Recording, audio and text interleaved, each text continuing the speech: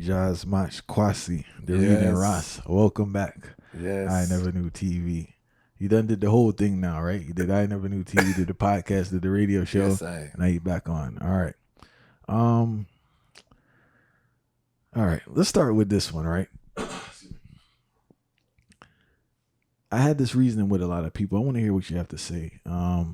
Was reggae ever meant to be a mainstream or commercially driven music?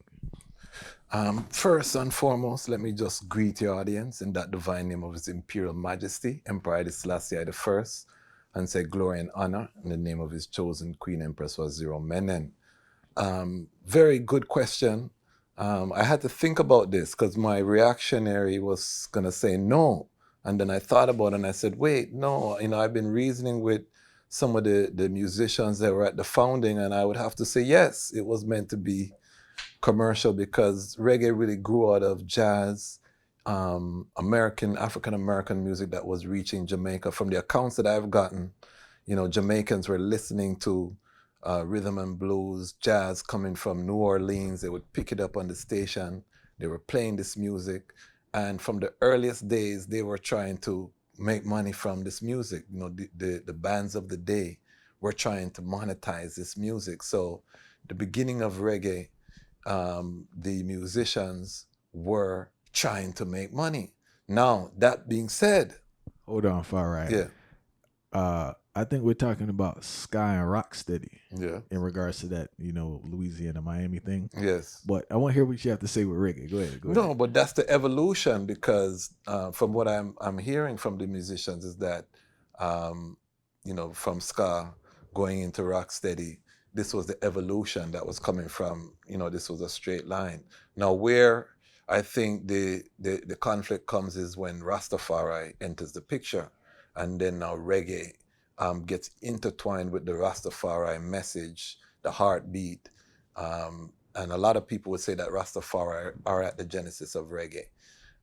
That being said, I would still say that Rastafari was meant to be monetized and commercialized. However, I would say that the powers that be did not want to invest once they did start to see it go out there. Because remember, we have a Chris Blackwell, Island Music, that invests in the Wailers and a Bob Marley, and it goes global.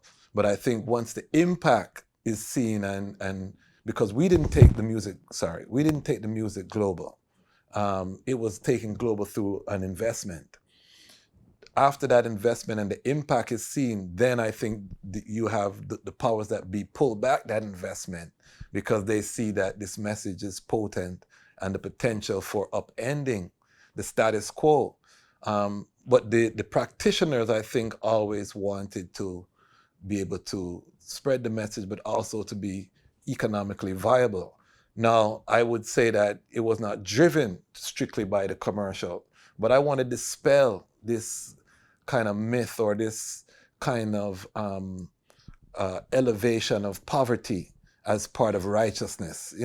That's part of my message. That's why I say when you first said, the reaction is to say, no, reggae is not commercial and it's not money and this and that. But then when we really look at it, the aim and the objective of these creatives was to make money from their craft. That's why they went to the studio. That's why they were seeking the investment.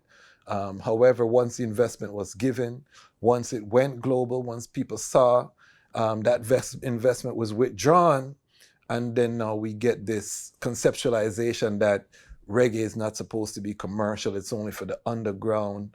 But that does not jive with the facts and history. You know what I mean? It seems in modern time though, it kind of lost that commercial um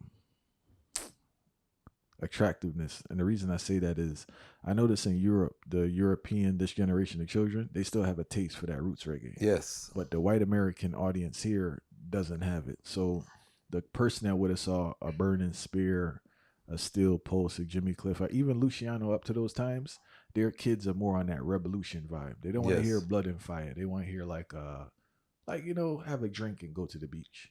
That's where I think it's like as the social and political environment changed, the taste for reggae changed, specifically in America. I'm In talking about. America. Yeah. I agree somewhat. However, when we saw the early uprising of what they would call the reggae revival, and there was that message, and some of it was fiery, we saw the youths taking on to it.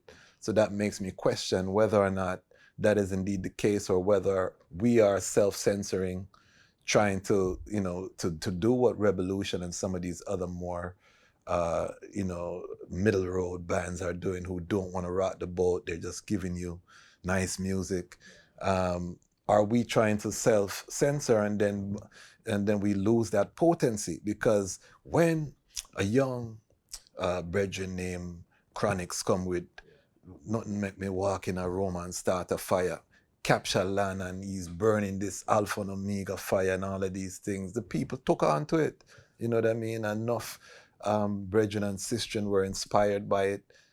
So I think the market is there. I think we in Jamaica probably are not producing that music to go out there. That's a big role, but I will say with Chronics, what I notice is this in regards to crowds. Remember, man, I'm a stage show from Jamaica up here. I go to all shows, right? Yeah. And I noticed that even though it was early on, the crowd was smaller, and Chronics changed the set dramatically. True. I remember when he had the bigger bass player, Alpha and Omega, Eternal Fire, Capture Land, and when the crowd was bigger, it was Skank and Sweet. I Can. It was more a toned down thing. Okay. Even I saw Kabaka Pyramid with Revolution. It was a entire different set that almost didn't really represent the essence of Kabaka Pyramid. Okay. So that's the tricky thing. And this is a side note, but I observed this. So if I present myself to a crowd as one way, then when they look into my work to see another way, will I really capture them? And that's what you have to do when you go on tour with these people. You got to kind of play a different set. You probably would know more than myself, because I haven't seen them in that environment. But that being said, I do think that there is a market for the message, especially what's happening globally right now. I think that there is a market. What I would say is that we as Rastafari have not done a good job in building the ecosystem to feed that market. So we're depending on other people's market whose interests don't align with our interests. So I think that really is where we find ourselves as a movement right now, is why don't we control the production? We're basically creating the raw material, which is the content, the culture. I had an interview with Dwayne Stevenson. He said that music is being made every day in Jamaica. It's just that it's not going out to the mass. The investment to get it to the larger audience is not there. So I think that we who are passionate about this message, we have to do more and make more effort to build the institutions that are going to help to propel this music. Because if we're talking about a revolution, we're talking about a machine that's behind it. And I admire, what those brothers have done. I know some of the people behind the scenes that are putting in the work, and I admire, and I think it's a template in terms of what a model can look like in terms of building. And it wasn't built overnight either. Let's also say that it wasn't built overnight. Put in work, fire. They put in a lot of work. They put in a lot of work. So our problem is that we don't trust each other to come together, for the people who are doing that, for the promoters, the managers, the creatives, the investors, to all come together who are of Caribbean origin, or black people, let's just call it black people, come together and to put this infrastructure in place. That's, I think, where the challenge is. There's a video by the YouTube channel Politics Watch, where he shows how the Jamaican crime rate declined, going from 1,038 murders in 1997 and dropping to 849 murders in 1999. During that time, Sizzla was on the heights, releasing classic albums like Black Woman and Child, Praise Ye Jah, Freedom Cry, Good Ways, Royal Son of Ethiopia, B.I. Strong, with numerous singles that weren't on the albums, right? Is this a coincidence, or is this an accurate analysis? First of all, you're talking about my uprising. When you talk about that period of time, that is when I came into the culture. So it's not a coincidence. I was a product of that uprising. I was a young student at Howard University. when I first heard Praise Ye Jah, and I went through that album and was captivated. All of these early Sizzla Kalonji, this was the soundtrack. I was on a college campus, the Mecca, and I could see the races that were coming, African American brethren, Trinidad, Barbados. There was a portion of us. I graduated with 7 Rastafari brethren in my graduating class. We had an on-campus organization, the Ethiopian Rastafari Community. And the soundtrack was Sizzla Kalonji, Anthony B., Capleton, Garnet Silk. Firebrand. You see, man, I said Tony Rebel, Everton Blender. There was Norris Man in the Norris mix. Man. All of these artists were releasing Jamason. All of these artists were releasing music. Luciano, I can't forget Luciano. You got Luciano. Classic. Luciano, no disrespect. Luciano on a different. Luciano different too. Buju Banton, Till Shiloh. All of this was happening. Capleton left Jamaica, go a foreign pan tour. These music, and this shows the power of music, because the youths in Jamaica were now gravitating to Rastafari message. So there was an alternative. To be cool, you could be a Ras. You didn't have to be a gunman. You didn't have to do the crime. Rastafari was dominating the airwaves in Jamaica, that was being played on the airwaves. I have several interviews on my channel where people are talking about that period, the impact of the music. Countless brethren, as I say, I myself am a product. I still listen to 90s Kalonji right now. That is my soundtrack. And to I, the music is more relevant now than it even was then. However, that being said, we see that when that music is not there, the alternative, we see the crime rate rise. What's the theme of the music in Jamaica now? Chopping, choppy line. What's that? Scamming.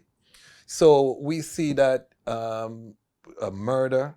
And I was a big Bounty Killer fan. I will use the word fan because it was fanatical. Every Bounty Killer dub plate, I memorized them. They used to call me Bounty in high school. He was a Bass Odyssey. Yeah, Bass Odyssey. I said Bounty Killer. I thought you said Buju Banton. Sorry. No. You can say Bass Odyssey, but we would have said 4x4 Exodus. I started with Black Cat when he was Bounty Hunter, dub for dub. I go from that from there, and I followed the career up. So the gunman thing was there. I don't want to talk like our generation never had the badness.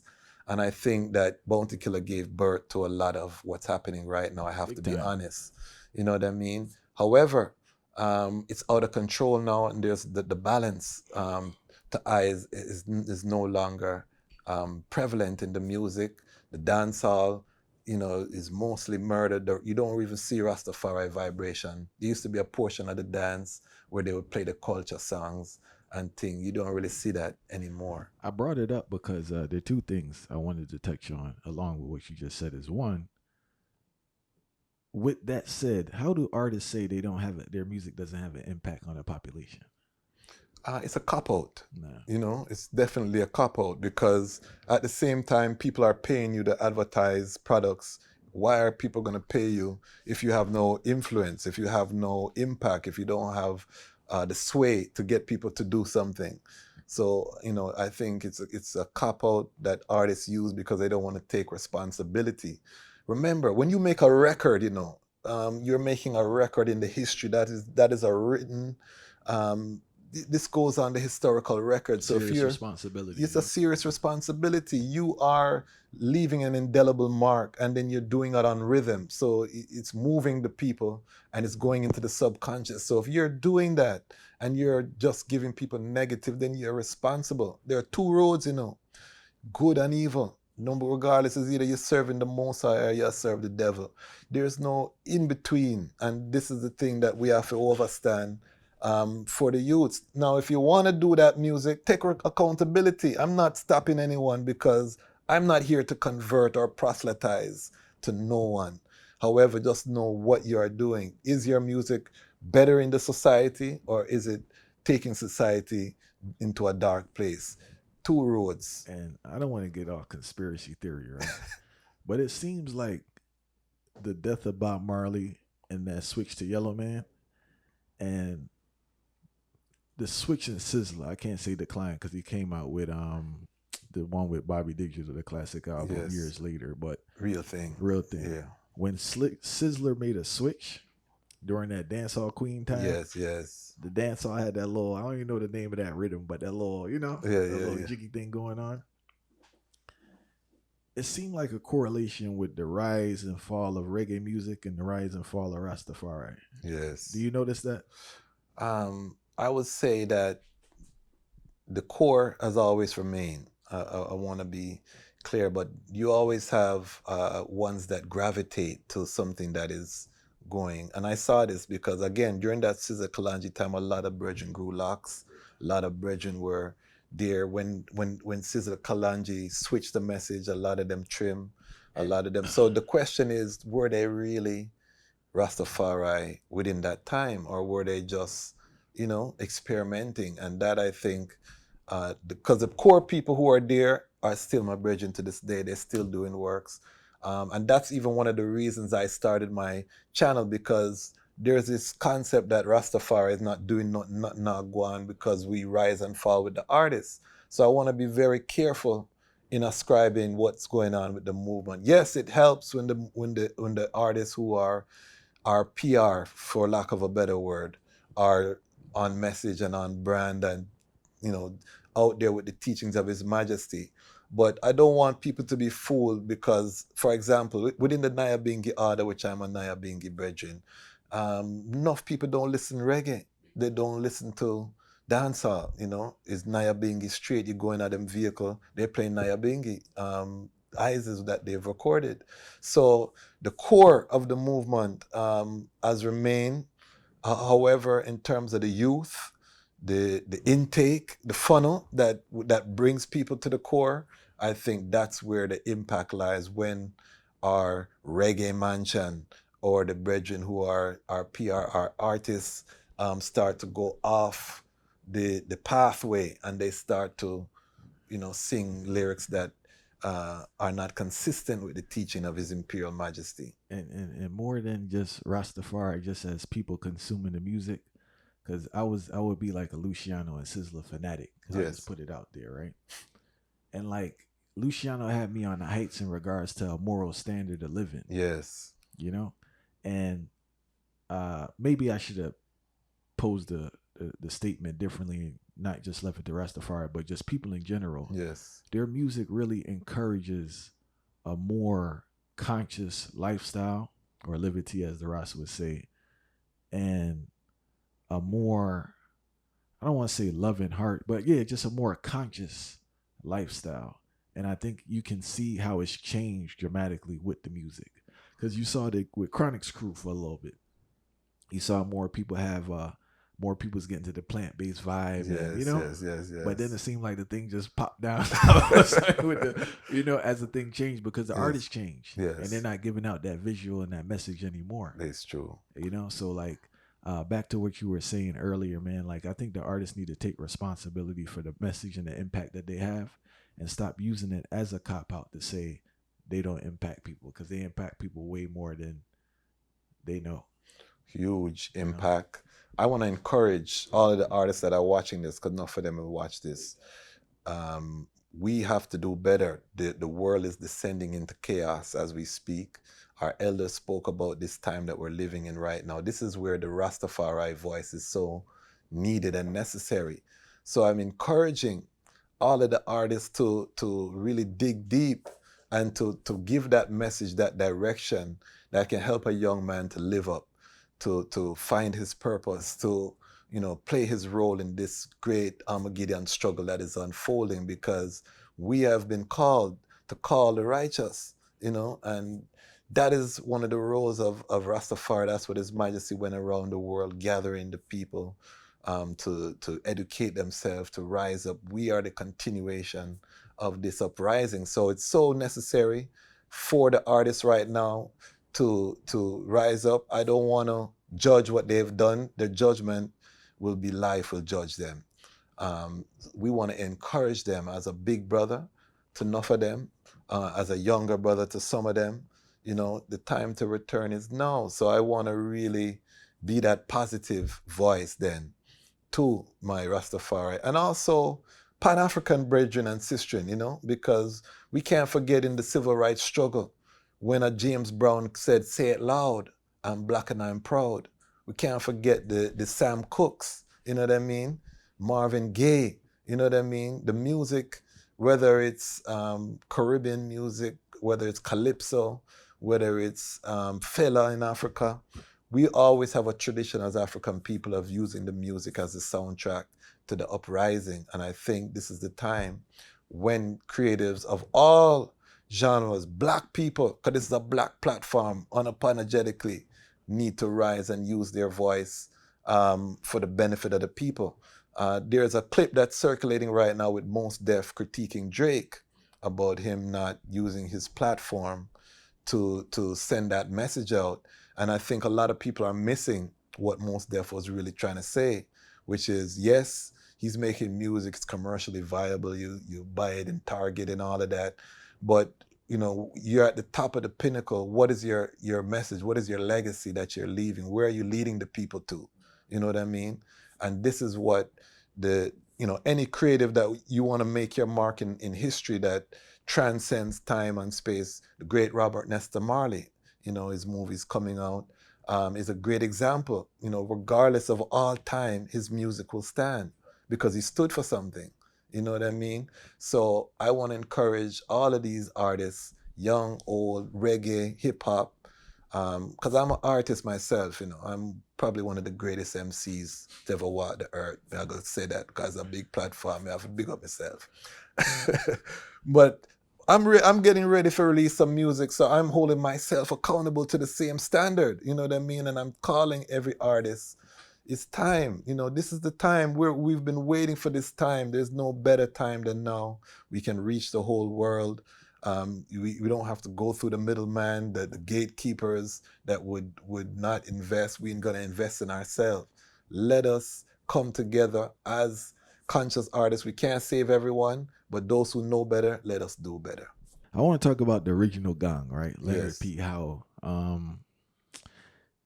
Correct me if I'm wrong, but it seems like history has kind of left this brethren out. Definitely. And his accomplishments are like mind blowing, because you have the story of resilience in there, but more than anything, you have the story of accomplishment and actually executing what everyone's trying to do and everyone's still trying to do. Yes. He had a country within a country. Yes, I. So can you tell us about the brilliance of Leonard Howell and why he should be honored and praised amongst other heroes that we give the same honor and praise to? I think Leonard Howell is a perfect diaspora story. Born in Jamaica, he migrates to America.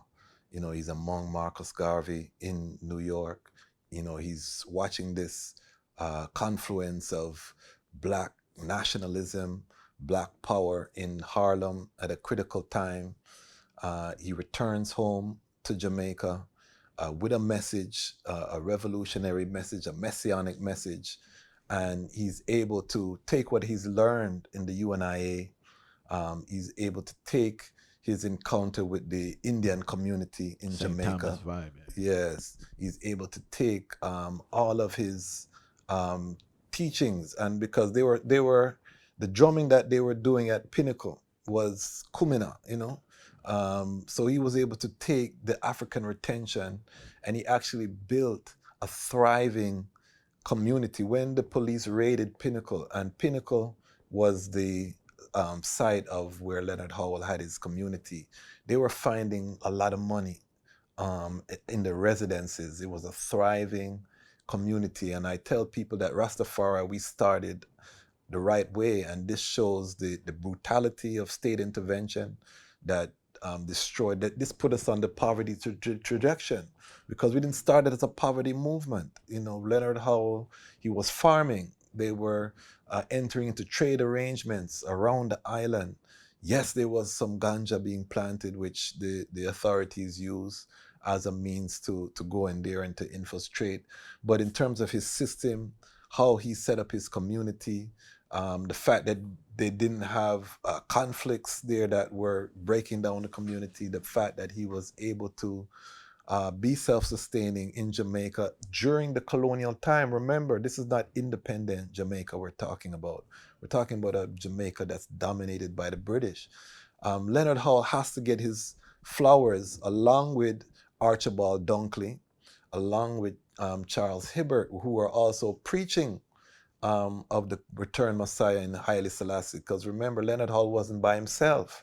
This was a wave that had come through that were infecting, because black people had never seen anything like the coronation of His Majesty. When that news came that white people were going to Africa to bow before this black king on the throne of King Solomon, and it's in the paper, descendant of Solomon and Sheba, and you never seen a white person bow to a black man. You can't even imagine that happening. And then you read about this in National Geographic, or you read about this in some of the publications of the time. This was a huge light in Jamaica, where they were searching for some kind of identity to cleave onto, where they had been denied their humanity by this colonial regime. So Leonard Howell, returning from America as a member of the diaspora, and many of us in the diaspora go home to Jamaica and will know how difficult it is to work on the ground in Jamaica. So this makes his greatness even beyond, because he was able to return home. Coming from the diaspora, he was able to set up this community that was thriving, that had it not been raided, would have set Rastafari on a trajectory where we would have been one of the top trading communities in Jamaica. We would have had a prosperous foundation. Yeah, you know what I admire about Howell most is that his ability to filter out the not so good traits and the good traits from people and organizations and Yes. adopt it. I'm all about adopting characteristics, Yes. right? And even though people didn't want to work with him or give him a fight, he still adopted those same things that they were doing and made it successful. Yes. And even his interaction with Indians and adopting their culture and the Rastafari vibe, I just think is brilliant. Definitely, definitely. And he could see the spiritual, powers of India. And remember, India, they are cousins, coming from the Hindu Kush. So a lot of the Indian culture is very compatible with African culture, the spirituality, the prayers and these things. So Leonard Howell, again, sometimes when you travel out of the country, you're able to see things, from a helicopter view, bird's eye view. Whereas if you just in it, you just living, you just surviving. When you take yourself out, and this is the struggle of the diaspora, or this is the blessing of the diaspora at the same time, we get to see our home country from outside, how people, view our country. And so when we go, we can go in and try to fill those gaps, that we say this is needed. Whereas when you don't leave, you're just in it, you're just surviving, you're just day to day. So I always say we have to make sure the legacy of Leonard Howell survives. I want to big up the Leonard Howell Foundation. There is a foundation with his children who run it, also Dr. Michael Barnett. They're doing tremendous work. They're part of the Rastafari Mansion and organization. And they are agitating that pinnacle be restored. And be able to be utilized by the Rastafari community to build some infrastructure, rebuild some of the structures that they had there, so that the younger generation of Jamaica can know that this is one of the great Jamaicans. And I would say he deserves to be a national hero. If you're going to put Bustamante and Norman Manley in the hero category, you have to put Leonard Howell there. They're talking about Robert Nesta Marley, who is also the gang, which he got that from Leonard Howell as the original gang. Make Leonard Howell a national hero. I want to see that debate happening right now in Jamaica. So, Bob Marley's definitely in the mix right now. Yes. So what's your thoughts? I know he gets a lot of criticizing for womanizing, right? But I think the criticism he gets is more from a moral standpoint. I want to speak about the womanizing in regards to its impact or not all, but a lot of Rastafari brethren's idea of their relationship with numerous women?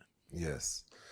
First of all, let us give our respect to the Honorable Robert Nesta Marley, one of our great messengers who took the message worldwide. A lot of the global love that we have is because of, Robert Nesta Marley going before us and really blazing a trail.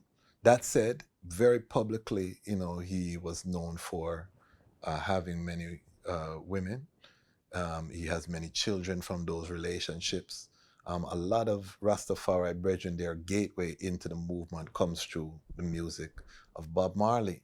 So when you see, this person who is that gateway living in a certain way, it's going to encourage you to also mirror that lifestyle. So we have a lot of Rastafari brethren who also have many women and have children with many of these women. And, of course, Bob Marley's name is used as a justification along with King Solomon is another common is another common justification.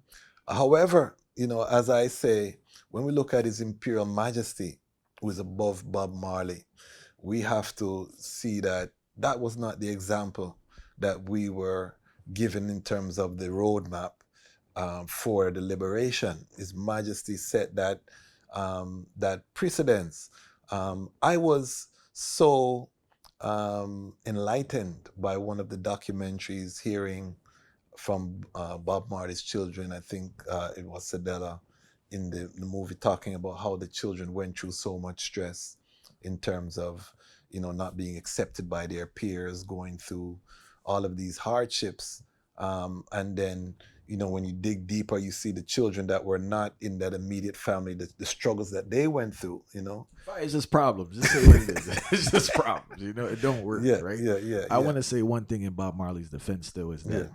I've learned this being around artists, Yes. and the artist told me this, right? And brilliant people, it's like when you reach when you go in a certain level in regards to creativity or mastery of a skill, Mm-hmm. your brain doesn't work like the common person.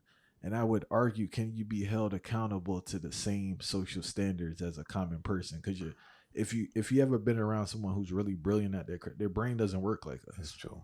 So I just want to put that in for Bob Marley. Like Yeah. I'm not sure he was here to do music. He wasn't brought here to be a father or a husband. It sounded way still. Yeah. But I just wanted to put that out there in his defense. Now back to people trying to mimic this man, Yeah. right? It don't work. It doesn't work. It don't work. No. It leads a lot of trauma. It leads a lot of, loneliness. And this is what we don't talk about enough across Black society. We don't talk about what are the, when you have these children and you can't be there to be with the mother, what is that experience like for that mother raising that child without a male figure present? We see the epidemic of fatherless homes that we have. We're now fighting the feminization of the Black man, the over-emotional Black boys that are not having the tools to deal with conflict resolution, so they're killing their one another in the streets. So the aftermath of that momentary pleasure that you get from being with a lot of women, we have to really talk about and examine it and say, if we are for liberation, particularly if you're Pan-African or you're Rastafari and you're about liberation, because the sleeping people are going to do what they do. But if you're part of the conscious, and anybody watching this platform, I would put them in that category because this is a conscious platform. If you are a conscious person and you're still out there having frivolous sexual relationships, you have to look in the mirror and ask yourself, am I part of the problem? And I'm going to say, yes, you are. And Farah, we have to touch on this, how it makes your money funny. Yes. People don't understand how the benefit for your finances of stability. there's another part too. I just have to throw this in there. A lot of times the brothers get a bad name for being an absentee father, Yes. but some of them have too many kids. Yes. And they usually settle with the woman that they're with at the time. That's the kid that gets the attention. Yes. But once you get a certain amount of kid, there's not enough resources unless you getting some crazy income to support those children. Yes. And they don't think about this. No. You know? Well, it's about the vetting process. Not every woman deserves your seed. And that's also, we got to put that in our young men. Say that again, Farah. I like that one. Not every woman deserves your seed. Yeah. Your seed is precious. It's the most precious thing you have. It's life itself. We talk about women being the life giver, but the woman is incubating your seed. The seed is where the sperm swim up the canal and go in the egg. You're carrying that spark of life within you as a brethren. And not every woman supposed to get that. You know what I mean? So we have to put that into brethren, the power of abstinence, the power of saying no. I have a new talk, that I'm coming with. Last time I came, I talk about purpose over pum pum. This time I want to challenge the brethren them. I don't think you're ready to settle down till you can turn down pum pum. You need to get yourself in a situation where you turn down pum pum. And I don't mean from a woman who is not attractive. You need to be in a situation where you are with an attractive woman and you say, not right now. That's when you know when you're ready to settle down. Because if you're not able to do that, then you're gonna mess up. You know what I mean? You're gonna make a wrong choice. And we have to talk about, I know we'll talk about it more later, the D-discipline. You know what I mean? So bringing it forward to Bob, the great Robert Nesta Marley. Yes, I think that the way he lived his lifestyle has had an impact on Rastafari that takes us outside of the teachings of His Imperial Majesty. That being said, I would agree with you that Bob did his work. You know what I mean? I don't think people are. I think it's irresponsible and delusional for a person to kind of mimic Bob Marley in regards to behaviors, because I know a lot of people haven't had that opportunity, but when you're around certain people, they're not here. They're not here for certain things, right? They're here for their work, and we just need to accept it. He did his work, and his work speaks for him. So in terms of the balance, you know what I mean? Bob Marley is Bob Marley. But in terms of scaling that, for Rastafari, it as you say, it doesn't work. And we have to stop it, We have to have that D-discipline. Right now, His Majesty showed us the black print, the way forward, and there's no other methodology. Now, we can talk about polygamy, but there have to be some rules and structure. The polygamy thing, people don't have enough resources. They don't. To do polygamy. They I don't. think that's a conversation for 99.9% of our community. It's for a very small, but we have to have that conversation to let people know that people is reality. Still. Yeah. But it's a wealthy man. It's a wealthy man option. It's not for the average man. And most of the people, as you say, 90% of the people, 98% of the people, it's not going to work for them. So we have to be realistic, but we have to let the people know, because people think that's an option. I can just do that. It's not going to work if you don't have the resources. So I want to be just very clear that for most of us, monogamy is the way forward. All right, Fire. We had this conversation in private, and people need to hear it, right? Yeah. Talking about the D-discipline, right? D-discipline. I can speak personally. The biggest headaches I've experienced in my life is because of the D, right? My reproductive organ. And things have been much better since I've got it under control and discipline, right? Yes. Can you talk about the importance of D-discipline? First of all, let me just qualify myself, because people say, who is this Ras running mouth? I've been married 16 years. I've been with my queen 20 years plus, uninterrupted.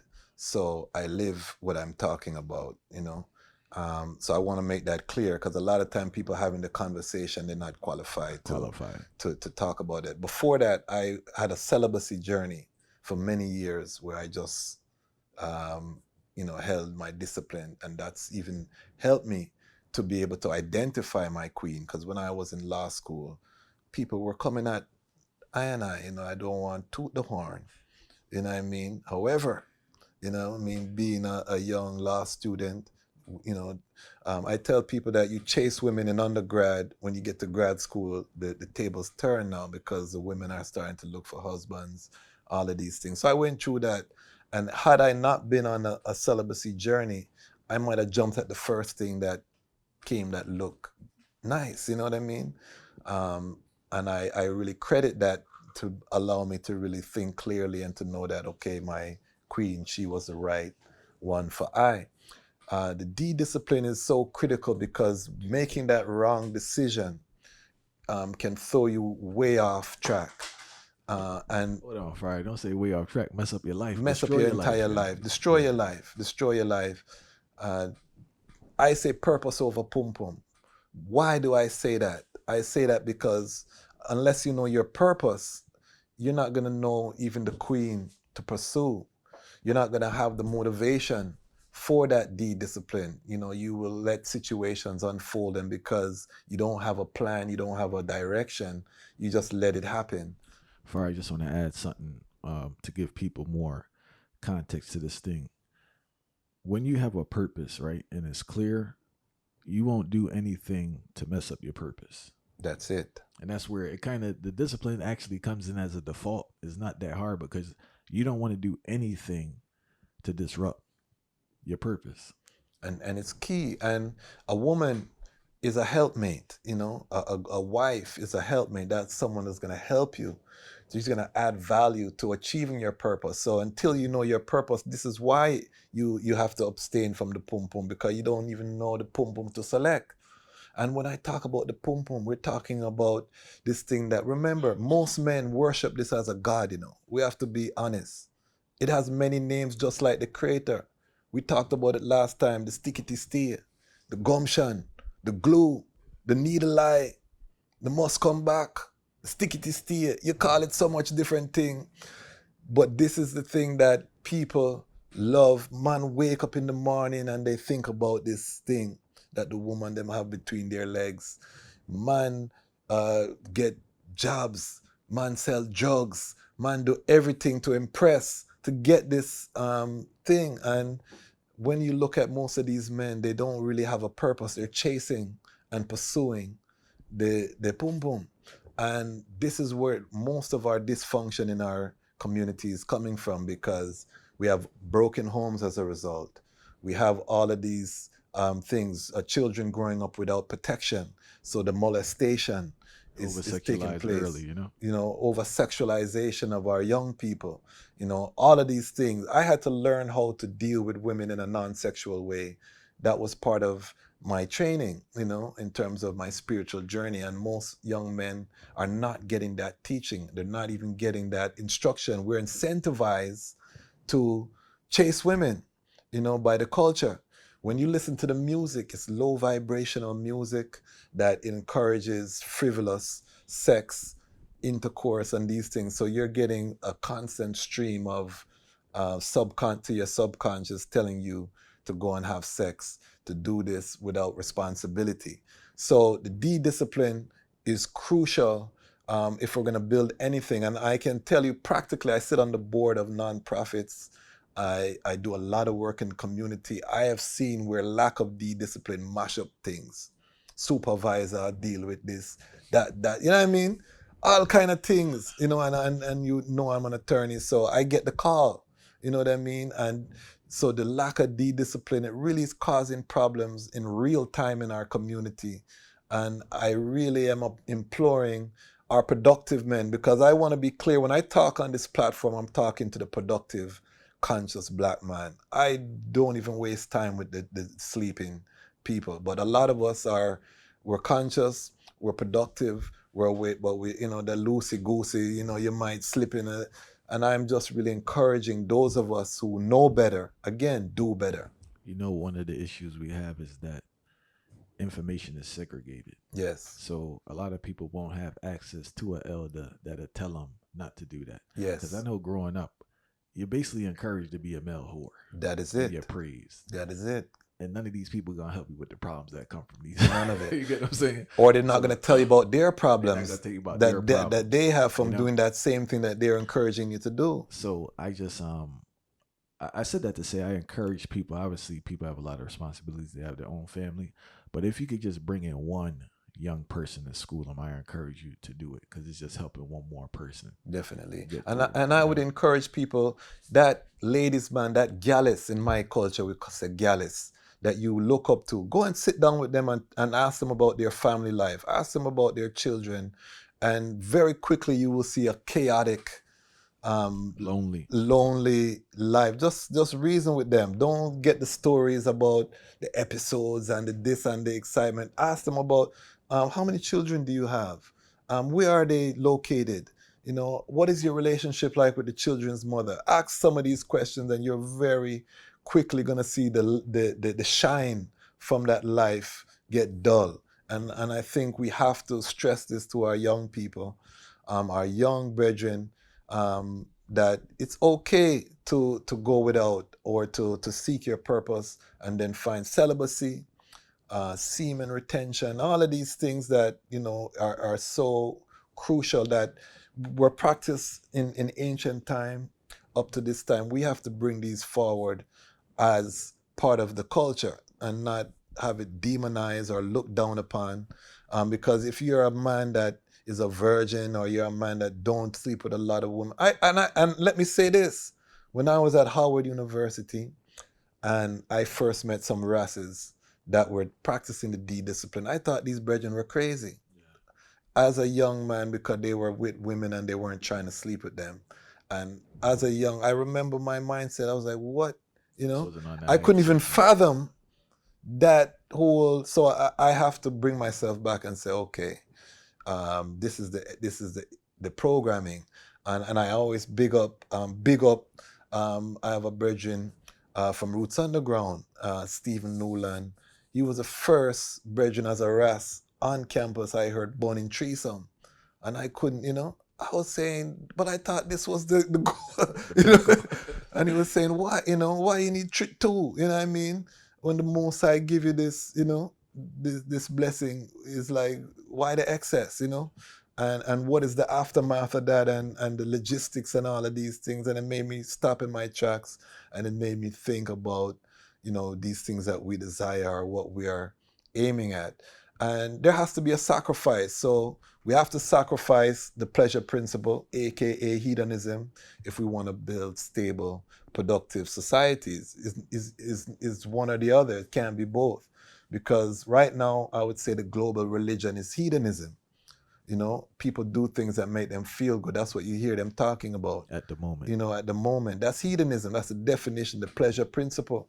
We have a famous artist that released an album called The Pleasure Principle. Janelle Monáe, I think her name is. So people are on that vibe right now, you know what I mean? Anything for pleasure.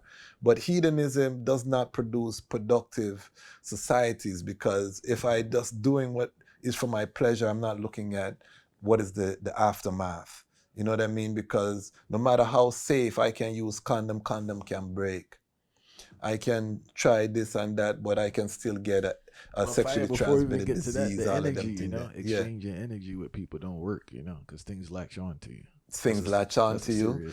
And as you said, the time factor. You know, the time that I'm spending balancing all of these relationships, is this time that I should be putting into my purpose? Is this time that I could be used for wealth building to secure my future generations?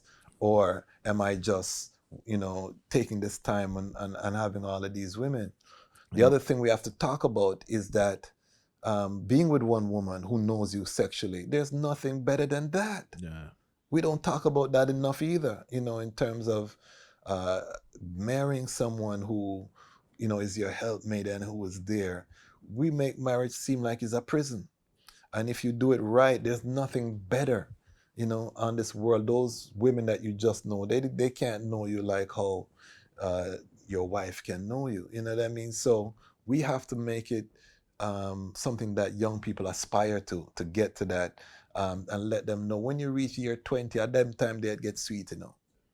25, 30 years, at them time they'd get sweet. So we need our young people to aspire to them heights, because right now they're looking at it as I retire the jersey in the rafters, and it's something that I don't really want to do. I have to do it, but you know what I mean? We got to change that, flip that on its head. The security that you feel when you can make love to a woman and you don't have to worry about her going through your wallet and rob you. You know what I mean? The security that you feel when your woman can go through your phone. You know, the other day I left my phone somewhere. My queen was able to get my phone and tell me some information I had on there. So even though, you know what I mean? These are the things. I can be in two places at one time because of this relationship with my queen. And we have to promote that. As married men, we have not done a good job of PR, you know, and that is something we have to take responsibility as.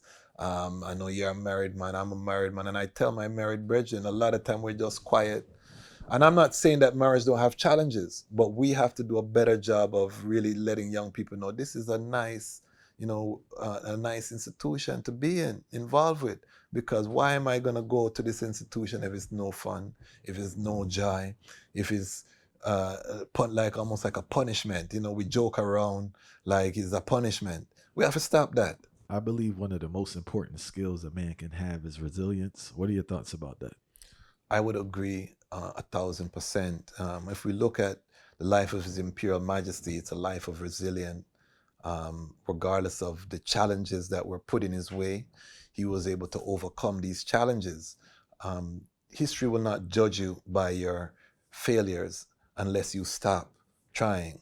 Failure is part of the process. We can't be afraid of failure. Failure is part of the process. I said in the last interview, a baby doesn't get out of the womb and start running up and down. You got to crawl, you get up, you try to walk, you drop down, you get back up. So failure is part of any process, and we have to train our young people that failure is nothing to fear, and failure is a great teacher. So we have to embrace that resilience. Even anything we're doing, resilience is necessary. Resilience is going to get you through the good times, the bad times, relationships. You know, a lot of people become that gallus because their heart is broken, you know, by someone, and they put that wall around their heart so that they can't feel that love. You got to be resilient in love. You got to be resilient in sports. You know, you got to be resilient physically. That's why we do yoga. We do all of these things to build flexibility and strength. You need that. So resilience across the board is a vital aspect of being a well-rounded human being. Because if you're strong but you're not resilient, that means when you get broken, you're done. If you are weak and you're not resilient, that means you'll never rise. So resilience, more than almost anything, is something that we have to really inculcate. And one of the things that inspires I is when I look at His Majesty's time in England, when he was in exile at his lowest point, in the reign. You know, your country has been occupied by a foreign power. You have to be in this country under a foreign monarch who is disrespecting you in terms of how they might deal with you, and you know that they have conspired against you, but you still have to diplomatically just humble yourself. You have people that disrespect you. Big up Marcus Garvey, but him a running mouth round the corner. That's so, you know what I mean? We have all of these things that are coming. Everybody know better than you. You're just coming off of the battlefield where your lungs have been singed by mustard gas, but you don't sit down and sulk, you know, at the manor and bath, where you were able to secure your housing. You're there coordinating the EWF. You found an organization to mobilize fundraising. You're translating the Is Bible into Amharic to send in the biblical manuscript to the freedom fighters. You're sending in spies. You're working on logistics. You're writing your autobiography at this time. So you're staying productive at each moment, confident in the victory. You're gone to Geneva to give a speech to cast judgment upon the nations. All of these things are happening when it's a time when you're at your lowest. So again, that's that resilience, that even at this low period of your life, I'm not going to give up. I'm going to do what I can in the situation that I can to move forward, knowing that in the end, because remember, Marcus Garvey died before Haile Selassie was restored to the throne. So the detractors that were calling you a cowardly lion and you sell out, they didn't get to see you return to the throne and to build. This is before the Organization of African Unity. This is before he built Haile Selassie University. This is before most of his accomplishments, Ethiopia Airlines. So he could have given up at that moment, 1936 to 1941. He could have just retired. Italy offered him a million guineas, which was a currency at that time, to abdicate the throne and to have a mansion and just sat in exile. And him said, no, confident in the victory. So again, when we talk about resilience, it's about, knowing I have life, I have strength, and I'm going to do what I can, where I can, confident that the victory must come. And faith, far right. Faith, yes. Faith, Faith. People don't believe in themselves or whatever higher power they believe. They say they may believe it, but their life shows that you don't believe. Well, the resilience comes through faith. It's a product of faith, because that faith is what fuels the resilience. And this is why I say all of the time, before you even seek your purpose, you have to have that connection with the Almighty. Seek ye first the kingdom of the Most High, and all his righteousness, and all things shall be added. I really strongly stand on that. Whether you're a Muslim, Buddhist, whatever your pathway to the Most High, you got to seek that connection first. You know what I mean? I say Rastafari without apology, and from I said that, my purpose became clear. So whatever that is for you as a young man, young woman, know that purpose. And it's important for our young ladies as well, because that's going to tell you which brethren that you need to go assist and to be the helpmate from. If your purpose is something that's in multimedia, then you probably don't need to go deal with a brethren that's a banker, or whatever. You need that alignment that's going to make it more, because you have a unique skill that you can help that multimedia brethren to elevate. If you are a good organizer, then you're going to want to be with a brethren who needs organization. So once you know your purpose as a brethren or a sister, then that's going to help you with your vetting process to find that love. And most of us, our vetting process consists of that woman look nice, she round, oh, he's handsome, he got money, what I mean? That's the vetting process, which does not lead to any kind of alignment or longevity, as we can see. So this is why, again, that purpose, that faith, that resilience, these things are so key for us to rebuild our Pan-African family. I want to say something very important to all of the people who are watching this. No one is coming to save us. No one is coming to save us. If we're waiting on the government to save us, we're naive and we're delusional. If we're waiting for white America to come and save us, we're naive and we're delusional. We have to save ourselves. And to do that, we got to rebuild the basic building block of our community, which is the family, man, woman, and child. Give thanks. Why did Haile Selassie advocate for one to commit to things for 5-year increments before calling it quits? I think you need time to allow things to germinate, to take root, to take shape. Haile Selassie also employed a lot of foreign advisors. We know in the business world, the 5-year plan is a thing, you know what I mean? So I think that was a result of some of the input that he took from foreign advisors in terms of this is how the development should be paced, to see if it's working, if it's not working. And this is the spirit of the Most High is collaborative. Collective security was the term that was coined. So when we say Haile Selassie is the Almighty, it doesn't mean that he does everything himself. It means that having that far-eye vision to coordinate, to orchestrate, because the Almighty lives in every living thing, you know what I mean? But His Majesty was able to take some of the best things from Western culture and adapt it to Ethiopian development. So I can't say directly where the 5-year plan originates in terms of But I know that as someone who deals with business plans, this is something that is generally accepted. And His Majesty had a series of 5-year plans. He didn't have just one or two, you know. He had a series of 5-year plans, and at the end of the 5 years, they would evaluate. He would come and do a State of the Nation address to update the people. If you read the selected speeches of His Majesty, you know, you can read his assessment of the 5-year plans. He would say, this wasn't working. We're going to implement this. We've hired this advisor from this country to come in and help us to implement this aspect of the 5-year plan.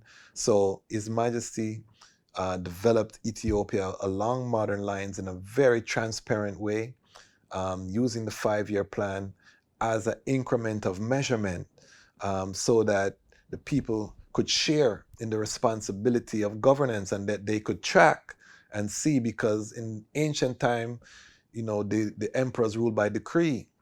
So I would just block a sound. There's no timeline on it. There's no structure around it. This is just going to get done. His Majesty is now bringing us to a stage now where we have a 5-year plan. Within that 5-year, each quarter, we're going to set quarterly goals. It's going to be, you know, so it's more structured. There's a misconception I want to address. A lot of people will say born Babylon, and they mean born Babylon and born in structure. You know, they don't want no structure. Not everything in the corporate world is bad. Not everything in the business world is bad.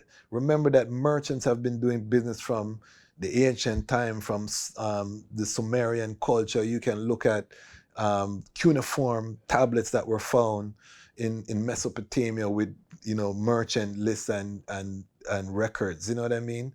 So that's not Ethiopia the same thing. We have a long-standing merchant tradition. So there's not everything that deals with structure is Babylon. And this is one of the misconceptions that a lot of lazy people like to use it too. That, you know, as an excuse for not doing it. Oh, that's Babylon. Why I have to come to the meeting on time? Oh, Babylon. Why I have to take notes? Why I have to do a report? That's Babylon. Why we have to deal with it? Well, we need a report so that when the person come behind you, they can see what you have done and they have something to match it to, where we can build. We're not starting over every time we try to do a project. You know what I mean? So not everything is Babylon. And His Majesty took, again, some of the practices of modern development, and he implemented it with the ancient society. And he was a big advocate for this in terms of utilizing the best of the West, the best of ancient African tradition, and coming out with something that makes sense, that it's going to help to rise the living standards of every Ethiopian, every African, and by extension, humanity. Can you speak about how Selassie provided military training, funding, and ammunition to other African countries? Definitely. This is, again, when we talk about the Pan-African credential. When people talk about Haile Selassie being a sellout, this is why we have to laugh at them and know that they don't know what they're talking about, because His Majesty, not only did he fight on the battlefield, let's start there. His Majesty fought on the battlefield against a colonizing power. I want any of the detractors of His Haile Selassie to show me their battle experience against white supremacy with gun and them thing there. And some detractors will say, well, he was on the battlefield, it was staged, you know. They put him in the nice part. I would tell him, go on a battlefield in war and go try stage some things. Go to Ukraine right now and see where you can stage. Go to Gaza Strip right now and go stage some selfies and some photo up. That's foolishness. He was in the battle on the front lines, well documented, firing gun, dropping planes from the sky, mustard gas being poured. So in terms of fighting for Africa, fighting for the Pan-African ideal, His Majesty fought. So this is the position from which the Pan-African mindset comes from. We also have to talk about his assistance to the UNIA in the 1920s as Rastafari, sending financial support to the UNIA, inviting UNIA members to come to Ethiopia to help to develop. That was stopped by the State Department for a large part, but we have people like the Ford family who wrote the UNIA anthem from Barbados who migrated to Ethiopia, who built the first co-ed schools, who are Hebrew Israelites. So we know that UNIA members did travel to Ethiopia and set up shop. A lot of them left with the Italian invasion. The Ford family stayed. Big up the Ford family. That being said, so the Pan-African credential is established from the 20s. So a lot of people like to have this narrative His Majesty jumped on the bandwagon in the 60s when Africa was being liberated. Again, foolishness. Shashamane land was granted in 1948 when Nkrumah and these people were young youths. His Majesty was granting land. And you look at the EWF Charter, what does it say? The Ethiopian World Federation Charter, which was the organization set to administer that land. It says that this is for the black peoples of the world. First African leader to provide land for the diaspora to return. So I just want to establish the credentials so we can kick away the man them who says His Majesty come on the bandwagon in the 50s and the 60s, trying to jump on the bandwagon. Let's talk about the Mau Mau out of Kenya, who had their staging bases in Ethiopia, which they were able to regroup, be armed, be trained to fight, while His Majesty has good relations with the British, and I talked to Queen Elizabeth on the phone while arming her opposition in the Mau Mau against British colonial rule. So His Majesty was providing assistance. Let's talk about the paramilitary wing of the ANC, which was established with training and funding and arms from Ethiopia. Let's talk about the first firearm given to Nelson Mandela in the establishment of this paramilitary wing, given to him by His Imperial Majesty. Let's talk about, again, His Majesty taking South Africa to court in The Hague for its violation, funding the liberation armies down in South Africa covertly. I want to big up Chester Higgins, who was on this platform, who talked about, when His Majesty would go overseas to get military assistance from the Western powers, he would always get more arms and things that then Ethiopia could use, so that some of that could be distributed to the African freedom fighters that needed it. Let's talk about Ethiopia sending troops down to the Congo to stabilize Congo after the assassination of Patrice Lumumba with the United Nations. Let's talk about Haile Selassie mediating the war in Biafra. The only man that Ojukwu would talk to in the Biafra war was Haile Selassie, who was able to calm down the tension because some African nations had recognized Biafra. His Majesty had to negotiate with these so that they could get back into good stay with Nigeria. Let's talk about the mediation in Algeria, between Algeria and Morocco, that His Majesty was able to mediate. These are bona fide credentials. I want you to bring up one of your Pan-African friend them who have the same credential. A credential we are dealing with now, I want you to find one of them, because the Pan-Africans don't want to talk about His Majesty. So I'm laying out some facts, because I want someone to come sit down in this chair and come tell me someone who have more Pan-African credential than His Imperial Majesty Emperor Haile Selassie I. I didn't talk about Africa Hall, the creation of Africa Hall, the headquarters of the OAU, which was built before the OAU was even established, investing millions of dollars so that the OAU would have a home that was not impacted by a colonial power, where down to the stationery was paid for the first 2 years of operation out of the Ethiopian national budget. Which Pan-African have these credentials? And big up Malcolm X, who lived in America, who was not a head of a country, so we can't expect them to do these things. Big up Elijah Muhammad, who was a citizen of America, who did great works. Marcus Garvey, these people did great works as citizens of a colonial power to inspire, but none of them can have the credential of His Imperial Majesty in terms of, again, fighting on the battlefield. Marcus Garvey wore a pretty military uniform, How much gun Marcus Garvey bust? And that's with the most respect to the Honorable Marcus Messiah, because I am a Garveyite. I have to give respect to Garvey, but how much gun Garvey bust against white supremacy? you know. So when I hear people try to castigate His Majesty or to call in question, and I haven't call everything because I want to come back here next time. I don't want done out everything in a one interview because me like the interview them, you know. But tell me, you know, big up Thomas Sankara, you know what I mean? Remember said them try kill His Majesty a whole heap of time too, and were not successful. So Thomas Sankara is a great Pan-African leader, wasn't able to even implement the levels of reform that His Majesty was able to implement. So I don't see anyone in the annals of African history who have the same bona fide credential of His Imperial Majesty when they talk about what he has done.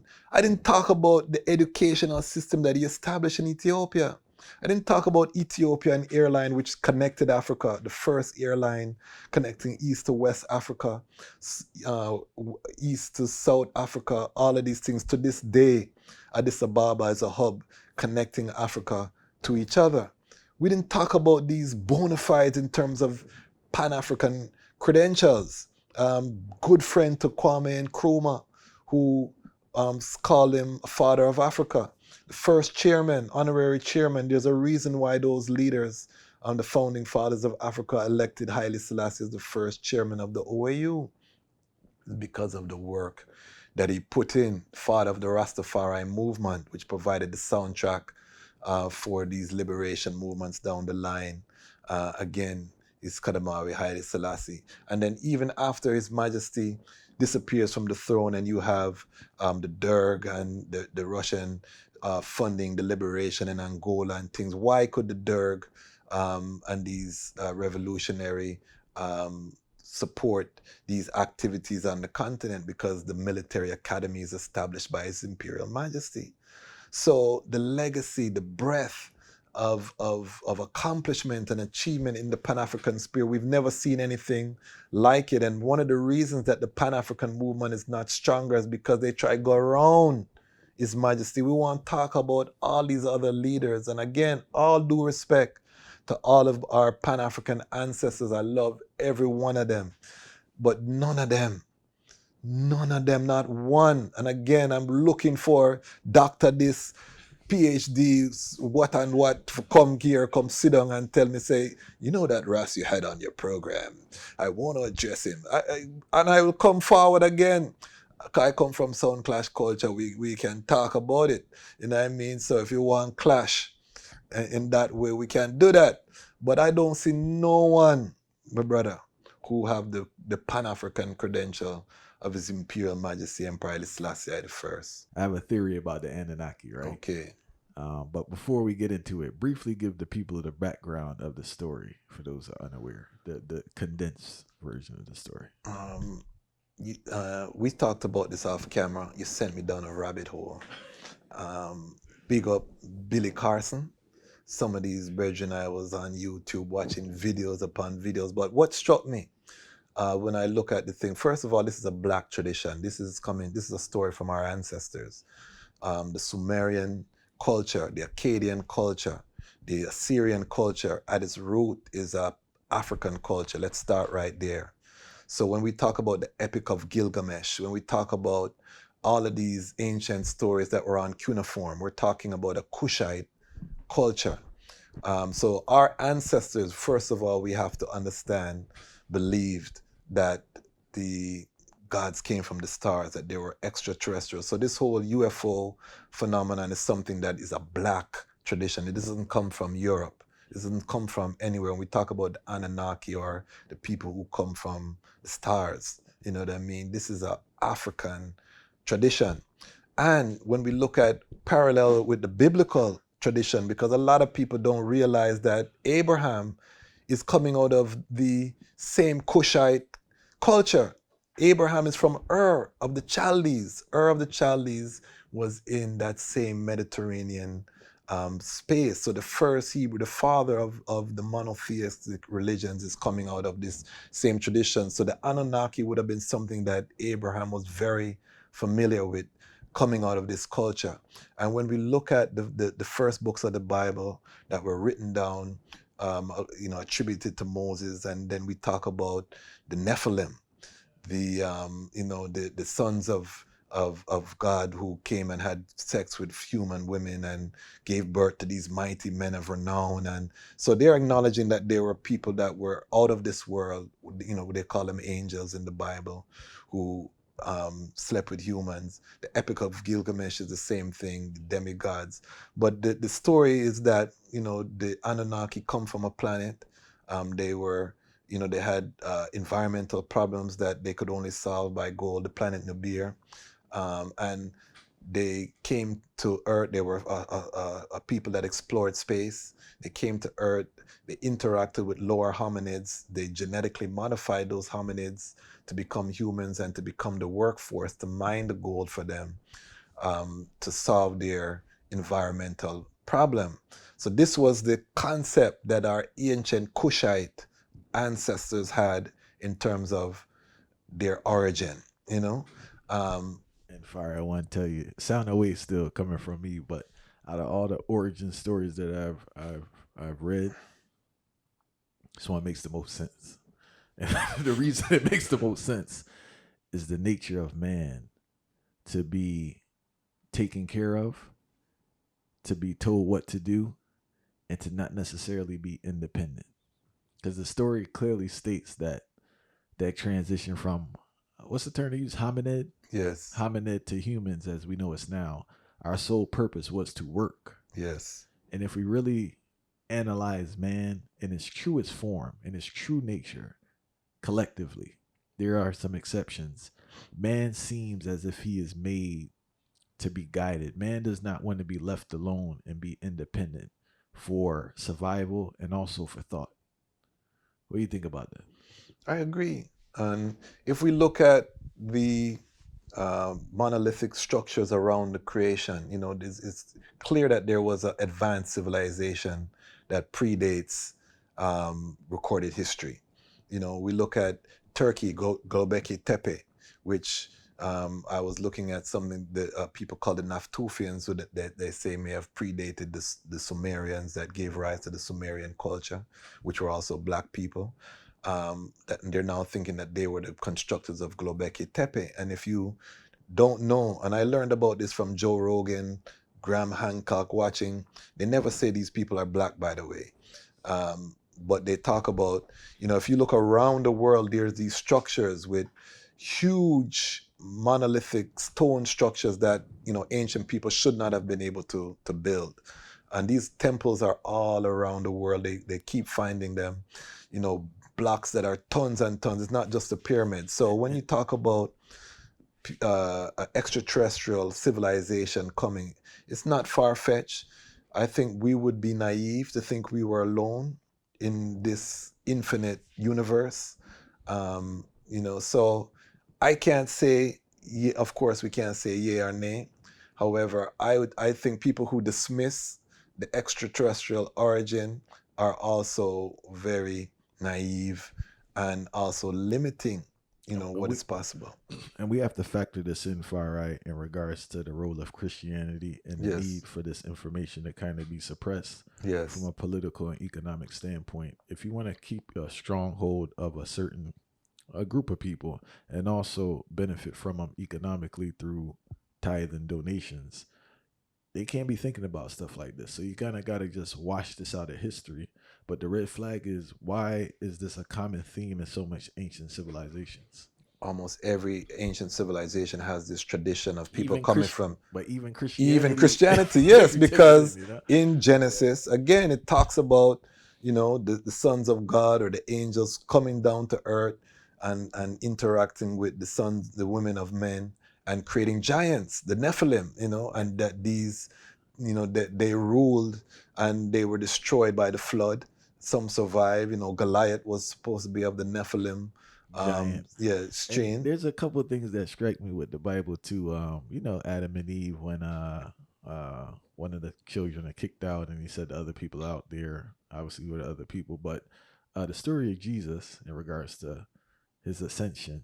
And I think there's another ascension in the Old Testament. I don't know if it's in Elijah. Right? You also have Enoch.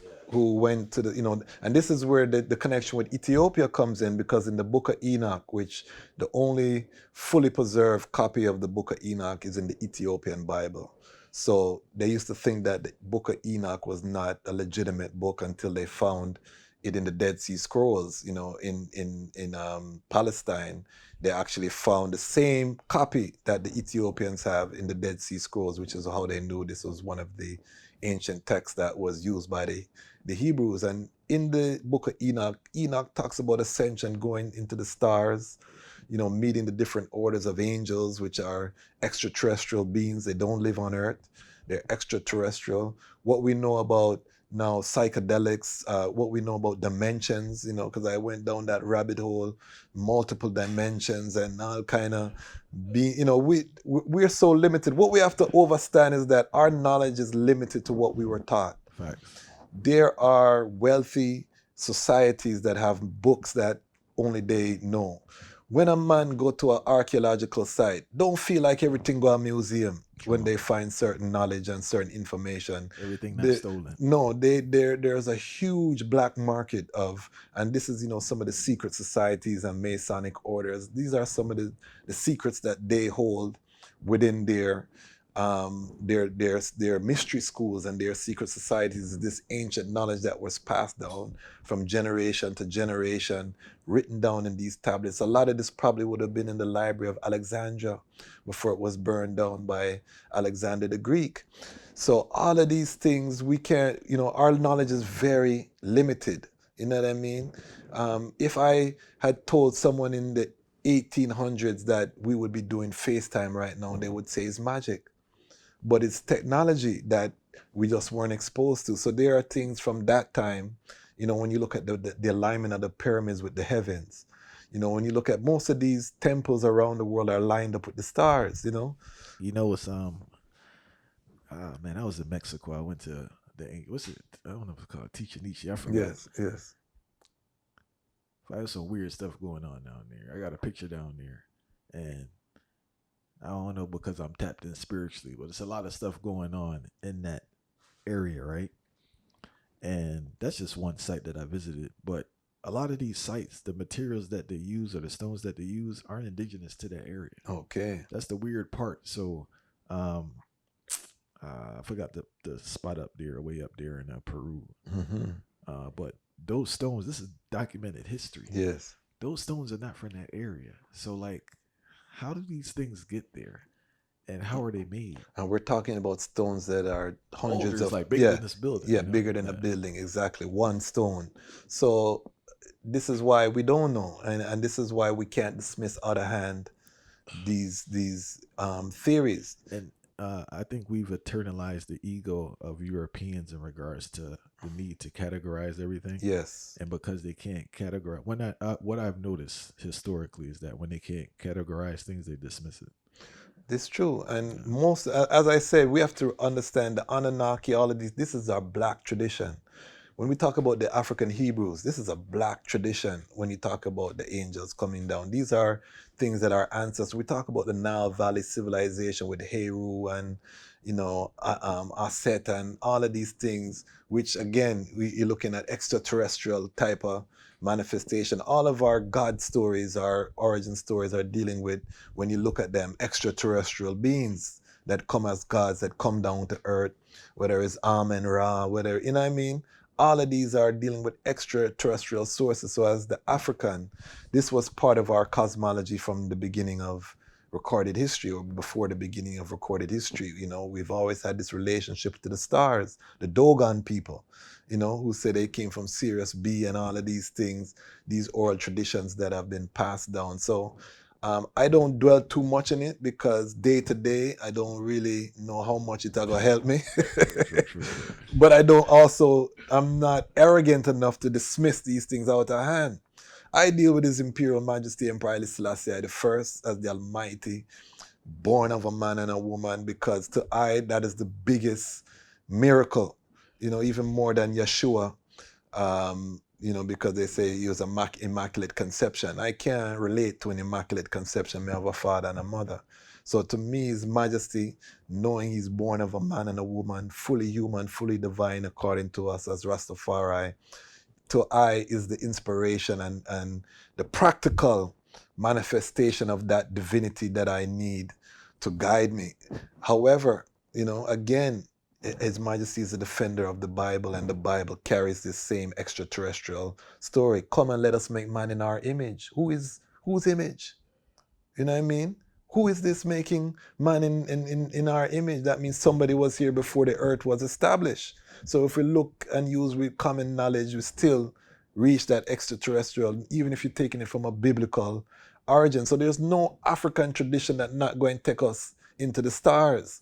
You know what I mean? So I am not arrogant enough to dismiss these things out of hand. Big up Priest Fagan, who are wait upon the spaceship up, you know what I mean? Because enough people laugh after Priest Fagan. He said he saw the spaceships and thing. I can't laugh after him because, again, our experience is so small, and the more you read, the more you go into the ancient text, the more you read just information, generally the more you know you don't know, and the more humble that you have to become to know that things are going to happen. And in the next... But Farrakhan always talking about the spaceships too. You see? People don't really hear that. I don't know, they ignoring it, but I've heard Farrakhan in numerous presentations talk about spaceships and the return of the spaceships more than anything. Okay, I see. I didn't know that. So we can't dismiss these things. This is not a central tenet or teaching of Rastafari. Again, we want to deal with the thing practical, because I don't want you wait upon a spaceship and you have 5 baby mother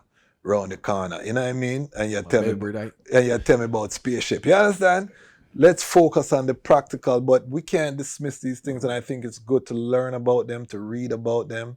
I'm actually writing a fiction book right now that takes some of this history and puts it into, a cosmology, because I look at what they've done with the Marvel Cinematic Universe and Thor and this and that, and we have so many stories of our mythology that takes us through the universe and through the cosmos and all of these things that we could be using to educate our youths about the actual history. So I'm fascinated by it. And I think it's something that every Black person should be familiarized with. I don't subscribe to Darwinism, that we just single-celled molecules just started to magically evolve, because that goes against entropy and things that break down. Things don't just automatically start becoming more complex. You know what I mean? So I think there are some issues with Darwinism. Yes, evolution, things evolve, but what's the genesis? You know what I mean? This is where we have to look at. So I'm not against, and I think that it bears close examination. And I'm not going to be surprised, because we're in the time now in the next 10, 20 years, if some spaceship come, I'm not going to, you understand? And again, in Congress, we see hearings taking place now. You're starting to see Air Force commanders talk about all of these, UFOs, unidentified flying objects that are moving at angles that human, even drone technology, not supposed to be able to move at. So these things are coming into the mainstream, and I'm telling people, you got to prepare yourself for any eventual. I'm prepared if the Martian them come. Me not go up on the spaceship, Me have to know you at least 10, 20 years before me step on the spaceship with you. You understand?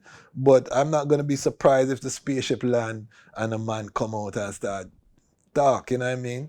Now that could also be psyops. They could also be a military and a man dress up and distraction. Any card can play right now. We're going to see some crazy things in the next 10 years. Remember me tell you. You brought up something. Can you talk about your writing process? I know you wrote a previous book, right? Yes. I'm always interested to hear people's writing process.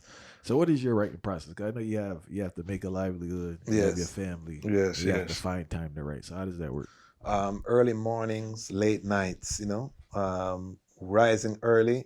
As a productive man, you have to rise before the sun, because that quiet time is a very productive time. Late nights also can be productive, but a lot of time you're going to be very tired. So I counsel people, try to rise early in the morning. I rise, exercise, and then I would go sometime into the writing process, or just in between. And the key is, a lot of time we want to have a big chunk of time to write, and you're never going to find that chunk of time. So I've trained myself, if I have a half an hour, just do the half an hour.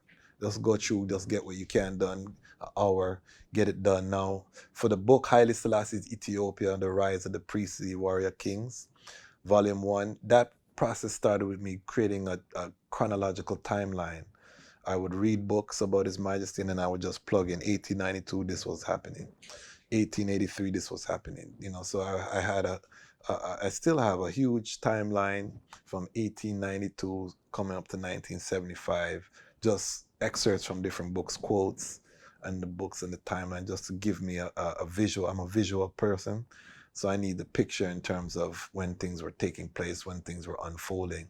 So, and then from there, then I start to create the narrative in terms of how does this story look, or how to make it interesting and unique. So then I look at it from that point. But the key is start. Everybody wants to write, but then we have the excuses for not starting. And that book probably took me over 10 years to write. But because I didn't stop, at some point it's going to get completed. And even this book that I'm writing now, I'm finished writing the book. I'm going through the editing process now, which is a lot times longer than the actual writing of the book when you edit now. Because now, especially for a fiction book, because a lot of time you don't know where you're going when you start, but when you get to the end now, you're starting to work things back into the narrative as you come forward, because you know where it ends. So it's a process, but it takes discipline. It's not easy. It takes self-awareness. But again, I would say just start taking small chunks of time, half an hour, an hour that you have early morning before, especially as a father with children, with a wife. It's easier to do it when people are sleeping or people are preoccupied. I would take my time and write early mornings. Again, half an hour, or sometimes even in the middle day. I know I have a little downtime. Let me just go jump into this and do a little editing, or I have an idea. Let me just get up and just attack it for as long. Something, I might get a phone call, I might get something that stray me. But as long as I'm chipping away, it's going to get done in due time. And then also I counsel people, hire an editor, hire someone when you finish it to look at it, because you can't see. We get so close to the work. You know what I mean? I want to big up Dottie Bookman, who edited my first book, also published on Bookman Express. He really helped in terms of the formatting, the structure. This doesn't make sense. You might need to talk about more of this, so it really helped me to take a step back from the work and be able to fill in the gaps to make it a more cohesive narrative. Because I know what I'm seeing in my head, but that might not be what you get from it when you read it. So I need another person. And big up my mother, who was the first editor of the book. Mommy read that book about 3 times, and mommy gave me feed forward, So big up my mother, former school teacher, Knox College, big up yourself. And she was able to really help. Before I even got it to Bookman, she was able to really guide and give me the initial grammatical structuring and certain things. So it definitely helps when you have other eyes on your work. But again, the discipline and not trying to say, I need to write a whole chapter right now, or I not, because you never find that time. There's always things happening. And we are in the quickening. So time will fly like you're playing right now. I hear a lot of people complain on both sides, man and woman, about their spouse being lazy. But the thing is, we spoke about, or you always talk about the vetting process, right? Yes. What advice would you give those out there to avoid a lazy spouse? It seems like they need a more efficient vetting process. Well, this goes to the heart of the vetting process. When you're vetting that spouse or that helpmate, I'll take it from the male perspective. You need someone who's passionate about the mission as you are, because that passion is going to propel them. That means that even if you weren't there, they would be on the same mission or something in alignment with that mission, that typically is going to work the best for you. Because, and then you also have to observe, don't try to shape people.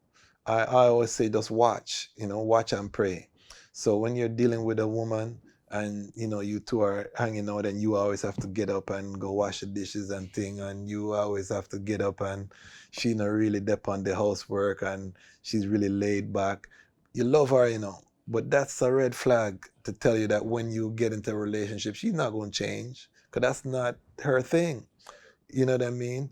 You want to find people with that characteristic of work ethic, naturally, and so you might be vetting multiple women at the same time, non-sexually. So, and this is how you're vetting. You're working, because on your purpose, women are going to just come into your life and they're going to assist you in different ways. And I tell people, a lot of people sleep with their help, their workforce, their volunteer force. A lot of people are sleeping with their workforce and running them off. So you might think you don't have no help, but that woman that came, she probably wasn't for you to sleep with, but you could have worked with her and, come. But while you're working, you might notice she have certain habits that you're just not congruent with. So she wouldn't make the cut to get to the next stage of vetting, where you allow yourself to be alone with her in a situation that could lead to intimacy. You don't even allow a woman that don't make that cut into that space. Likewise, if she is not showing initiative, because also you don't want someone who they only work when you tell them to work, because then that's a burden on you. You want someone that adds value, that says, I was thinking about this and boom, boom, boom, and I wasn't even thinking about that, and it adds value. So the laziness is not just manual labor; it's also mental, mental ability. Fire, you brought up something earlier, which is a key component. Mm-hmm. Expecting people to change. Yes. I think that is unfair sometimes, because a lot of people complain about people, right? Their characteristics. But when you really break it down, it's unfair to them, because that's truly who they are. Yes. And you fail to see who they are. Yes. And that was a problem, though. You were chasing pum pum. Let's be honest. The feeling was so nice that you minimize the things that you should have been looking for. And this is why I'm advocating for men to be abstinent. And when it's too nice, it distracts you from seeing things too. It distracts you. Now you don't see it at all. You don't see it. No, because again, you said that the smaller head made you make bad decisions. And that's why you got to refrain as a man. I think as a rites of passage, we all need to go through a period of celibacy to learn yourself, especially when you're vetting for the mate. I think that should be a celibate period, because you want to choose someone not based on the physical. No, I want to be realistic, because man a man, okay? Don't make people come and tell you that the Rasta chat foolishness, because, we know man a man, things are going to happen. But at least in your mind, have the goal of trying to live a life where you minimize or mitigate the chance for you to be led astray because of the physical distraction. And I want to leave the ladies out there too. I see ladies fall victim to this a lot, with the sex for men, but more the words, because what the man's saying and his actions don't correlate. They don't correlate. And they don't seem to put two and two together, and they find themselves in problems. So for women vetting a man, the key is to, yes, a man might declare his purpose. For one, you shouldn't deal with any man who doesn't have a purpose. You shouldn't even get a kiss on the cheek. If he can't articulate a purpose, make him just stay away from there. No, once he's talking and he articulates the purpose, is he moving toward the purpose? This is what women should be looking at. That means the problem they run into, Fire. That is the thing, because now he's talking about it. He's talking a good game. But when you're observing him, when you're around him, is he achieving? Is he making progress toward his purpose? This is what a woman should be looking at in terms of how she's investing her time. Because if you're going to invest your time to help this brother to achieve his purpose, he better be achieving something. So if he is progressing on his purpose, he's disciplined, because that discipline to his purpose is also going to translate in other areas of his life. If he's not disciplined on the purpose, that he's here on the earth, what makes you think he's going to be disciplined in dealing with you or being faithful to you or anything relating to the relationship with you? You know what I mean? So this is what the women should be looking at, is he moving along his purpose? And I disagree with those who say you cannot just look at potential. You can. It's almost better to get a man before in bus, because the trust is going to be more firm. But don't potential and it's not going potential. A lot of time when women say potential, they're talking about talk. Yeah, no action. No action, you know, because remember, failure is part of the process. So you want to be there when your man fails. You want to see your man, how he struggle, you know, how he reacts to failure. Yeah. Does he break down? Is he gonna thump you in your mouth because he fail? You need to know all of these things before you sleep with the man. A lot of women are sleeping with a man and they haven't seen him in his seasons of life. They haven't seen him when he's succeeding. They haven't seen him when he's low, when he's feeling sad. You want to see all of these things before you give the most valuable thing that you have, which is your womb, to a man. Before you give the most valuable thing to a woman, which is your seed, you need to see her under pressure. You need to see how does she react. You need to meet their family. Let's talk about that, because a person is also impacted by their family. A lot of people are in stress because of the family of their significant other too. So you need to go amongst their family, see the environment they came from, because love not alone not going to do it, King. It's not going to do it. You know, and ancient culture, this is why arranged marriage was so prevalent. It was two families coming together. This concept where you just Romeo and Juliet vibration is foolishness. All right, it really don't make sense for a 20-year-old to make a decision about another person, tell you the truth, in regards to letting someone into their bloodline, because this history of trauma in families really needs to be vetted before you take people up. It has to be. The trauma, is it a trauma that you can deal with? Because we all have different levels of trauma. Is it a trauma that they want to work on? And is it the trauma that they're willing to work on? Exactly. Yeah. And you need to identify that trauma. And again, along with the purpose, are they taking active steps to address that trauma, or are they wallowing in that trauma? And it now becomes a part of their defining characteristic. We don't do this due diligence before we get into sexual relationships. Once you get into a sexual relationship, I want to big up Rasamaj. I interviewed him on my platform, and he said, you know, the last relationship he was in, he was thankful he has 2 children with 2 different women. And he said he chose to abstain in the last relationship that he was in. And as a result, you know, it didn't work out, but he said he was so glad, because he probably would have had another youth with another woman who he did not have that connection with long term. And this is part of why I'm advocating, because before I didn't advocate celibacy because I felt hypocritical, because I went through my period, you know, as a young man. I know what it's like to be a young man. But the more I think about it and the benefits, I think at least reach for the stars. If you reach the sky, you know what I mean? It's better than you just down a ground and you're underground in a hell. You know what I mean? Because right now we're not even aspiring to abstain. And a lot of us are entering into the relationships, and I'm talking about good, productive, young black men who have options. They're mashing up good, young, productive black women because they're not ready, they're not self-aware. A lot of women are broken to pieces by infidelity. Big time. You know what I mean? And as a man, you need to test yourself before you put anybody's child or anyone's daughter through that, because you wouldn't want that to happen to your daughter. So as a community, we're in this global Pan-African, and I talk to the Pan-African and Rastafari community. We want to do less harm and more good.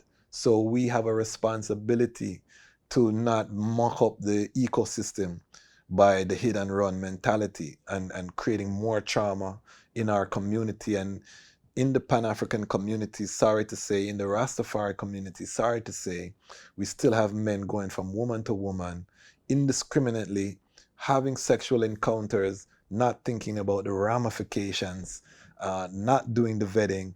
And then when nature happens and a child is born, we have the same dysfunction, the senses of abandonment, the unprotected children who are being molested. I can't stop talking about that because a lot of us are dealing with childhood trauma from molestation. Big epidemic in our community, and it becomes because the lion is not there to defend the lion pride. The male lion's only job is to make sure his children reach adulthood. He fights every night, him go patrol his territory, and if that roving coalition of other male lions come in and find him lacking, you know what they do? They kill the cubs. They kill off the youth them. So you can think of you creating youths and you're not there, and other men out here in this wild, wild west are coming amongst your youths, molestation. And not just men, because you have women who are molesting little boys. You have men who are molesting little boys. It's just rampant hypersexuality. And as a man, you need to be there to stand guard on your territory, on your turf, you know. I may not have a lot of youths, but my youths grew up in my house. My youths, them see me every day. My youths, them are protected if a guy try a thing, a problems. You understand? And a guy now go try because him see that the male lion is there. So this is what we have to stress to the family. I'm not judging the eye if you have children, because I saw even in the first video we did, we had comments where people were saying, that's my life. I have children scattered all over. And I know the pain it causes. So we're not condemning someone, but I'm asking these brothers to tell the younger generation, don't follow my example. Try the discipline. You might slip one or two times, and women, if the man slip, have a heart of forgiveness, because the man a try once he's taking care of the other things in the marriage. You go out there, you drop your man because of one indiscretion, and you're not gonna find another man more time. So you just out there, and then your children don't have a father because you couldn't heal. And I'm not excusing the man's behavior, but you know you have a good man. And if he's a good man and he had an indiscretion, find the forgiveness, you know what I mean? And keep the family together, you know what I mean? So that is something that we have to do as a community, to allow, and if the brethren know the pain that they're going to cause, most good productive men are going to do their best to try to avoid inflicting that on their wife or their spouse. We're not talking about the low down, the dirty man, because I think oftentimes we spend too much time on those people, and we're not talking to the people who are trying to do the right thing, who are productive black man in society, upright man, you know, who are living to the best of their ability. But we have to make a stand right now. This is the Armageddon struggle. We're looking at the collapse potentially of Western civilization. Do you want to have this collapse and you have children scattered all over the country? You have children scattered, you don't even know. It's Mad Max out a road and your youth them are not with you. You know what I mean? So it's really serious right now. Can you imagine a man in the Gaza Strip and he's a gallus right now? And one of your youth, them they are Haifa, one of them they are Northern Gaza. The stress where you're going to have because your youth, them not amongst you and a war everywhere.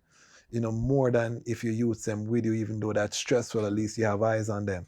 So right now upon earth, may I tell the family, please do the best you can to come together and live right. And we have to also look at blended families, because we have brethren who have children and women who have children. Some of these families have to come together. In Rastafari, Haile Selassie and Empress Menen were a blended family. Empress Menen had youths before His Majesty because she was a victim of child marriage. She was married from the age of 9 and had children before she was even 12 years old. You know, so those children came into the union. His Majesty also had a child as a teenager, because in Ethiopia, from you become, you know, a teenager, you get a woman, because they deal with, you know, natural man on man. So there's an example there. Even Haile Selassie, who was crowned same time in a monogamous relationship, had a blended family. So there's a model. And again, I look at that as a redeemer. Redemption doesn't mean perfect. A redeemer is there to heal the wounds, to repair the breach. And when we look at the life of His Majesty, he could have chose any woman in the realm to be his queen. He could have had a virgin. anything, but he chose Empress Menen because of her virtue, because of the connection that they had. Again, a redemption story. So this redemption story is possible. Now, that don't mean me I tell a young man them go find baby mother with whole heap of five picnic were irresponsible and you are try to be a saver. Don't save her, she don't want to be saved. That still apply. Two things can be true at the same time, but we also have good women who have children who need a man, good man who have children who need a woman.